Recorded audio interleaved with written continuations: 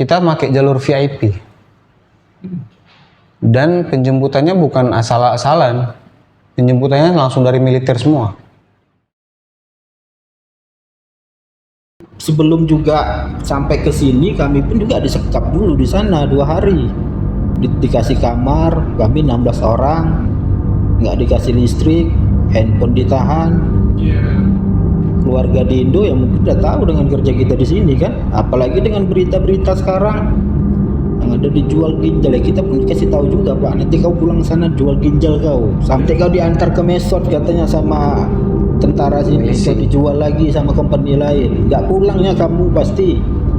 Kita pun di jalan juga mikir, Pak, ini sampai betul apa nggak kita KBRI? Karena saya, Pak, saya awam pribadi, kalau saya udah di KBRI udah hidup lah saya berarti. Kalau masih di jalan saya nggak yakin juga.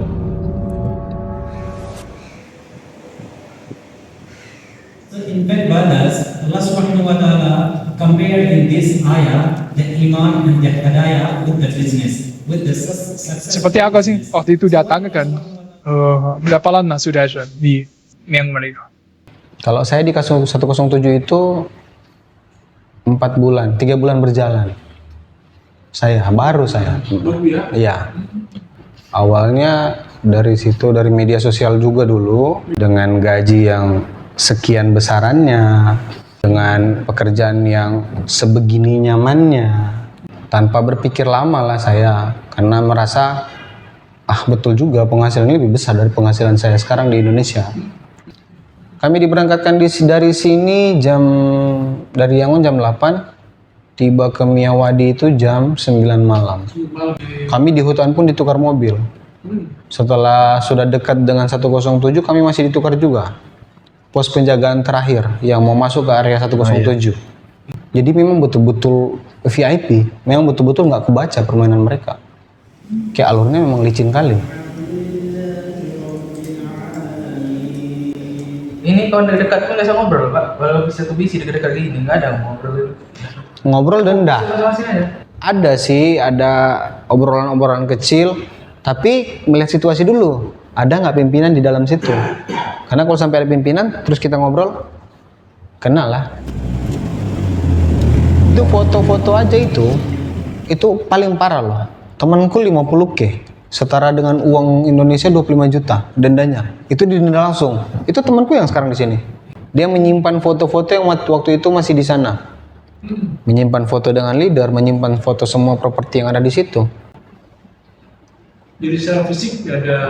Kalau fisik ada teman kami dipukul. Ini yang sekarang di KBRI dia dipukul. Mulai dari pemukulan sampai diancam untuk mau dimasukkan ke sel setrum. Di sana namanya sel setrum. Yang akan melakukan penyiksaan secara penyetruman. Waktu itu memang dia dipaksa untuk pulang. Mereka mencoba mengambil keuntungan juga di balik itu. Mereka menyuruh dia pulang, menyiapkan dia PUV sebesar 50 juta. Karena semakin kita ngelawan, semakin ditindas. Karena mereka berpikir kan, kita mau lapor ke siapa lagi? Kalau untuk WNI yang di sana masih banyak, Pak. Masih ada sekitar 3 sampai 500-an. 500-an saya rasa lebih. Jadi 107 aja itu. Ya waktu itu memang kita diinfokan oleh teman-teman ini bahwa mereka ingin dipulangkan ke Indonesia. Mereka mengontak dan akhirnya ada 16 orang yang waktu itu mengirimkan KTP dan paspornya. Dan kita minta ke Kenlu supaya mereka dibebaskan. Namun demikian memang dari kontak lokal kita yang akhirnya membawa mereka dari Miyawadi ke Yangon.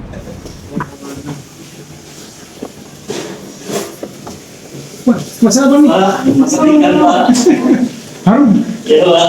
Pak, iya Pak. Mas. Oh, mantap kali. Di sana juga masak ya? Iya, Pak. Di sana juga masak ya? Di Indo, Pak. Di Indo? Ikan juga? Woi, kemana aja kok?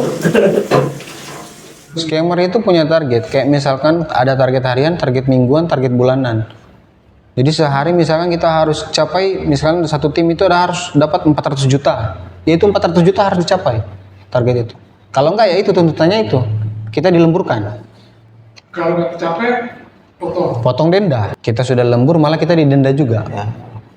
Dia tiap hari itu jarang normal, pasti ada lemburnya 1 jam, 2 Betul. jam. dipaksa atau Itu dipaksa memang. Salah karena keharusan kita. Denda itu semau hati mereka.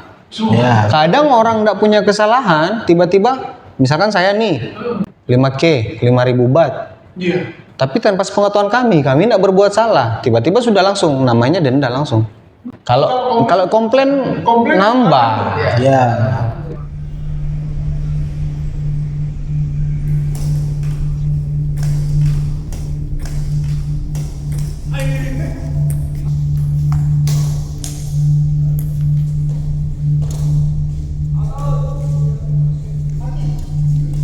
Kami cuma beberapa orang yang kesini dan ternyata memang dari pihak KBRI juga menghandle kami secara baik. Dari awal pelaporan, responnya cukup baik ke kami, sangat baik ke kami, sampai kami dipulangkan. Pulang pertama itu Pak saya masih ragu padahal sebenarnya. Saya bersyukur, alhamdulillah, puji Tuhan juga, ternyata memang dari pihak KBRI bertanggung jawab penuh ke kami di sini. Untuk teman-teman yang mau keluar negeri, harus melihat betul. Memastikan dulu pekerjaan seperti apa.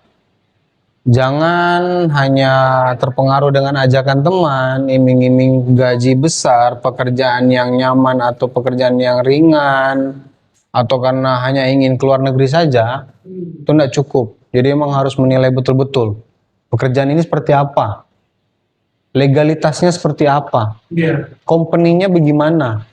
Jangan sampai sudah apply, sudah mau diberangkatkan baru menyesal. Kalau ketika pun sudah diberangkatkan, negara awal yang ditransitkan, cari tahu dulu. Kalau penjemputannya yang seperti kami tadi, memakai fasilitas VIP, atau penjemputan yang dari polis-polis lokal atau apa lokal, berarti itu sudah salah. Kalau bisa langsung melapor ke KBRI, melaporkan saja langsung. Ini sudah salah jalan, Pak. Kalau bisa ditolong, tolonglah. Kayak begitu.